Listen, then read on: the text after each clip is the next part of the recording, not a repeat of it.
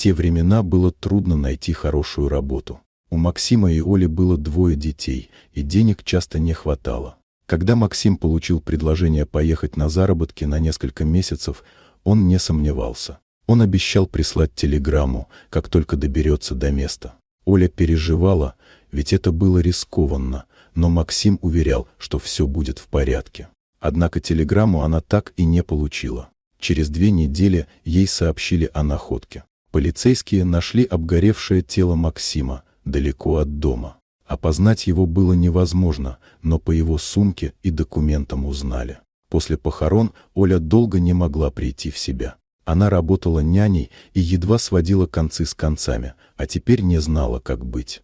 Люди предлагали забрать детей в интернат, но Оля отказалась. Дети были ее смыслом жизни, и она пообещала, что сделает все для них. Она нашла подработку на выходные, а старшие помогали с младшими. Но по ночам, когда все засыпали, она горько плакала, чувствуя, что утратила часть себя. 3 месяца спустя ночью раздался звонок в дверь. На пороге стоял Максим, живой и невредимый. Оля не верила своим глазам и, осыпавшись слезами, бросилась к нему. Он рассказал, как его обокрали в поезде, и как ему пришлось восстанавливать документы и зарабатывать деньги, чтобы вернуться домой. Максим пообещал больше никогда не покидать семью, какие бы богатства ему ни предлагали.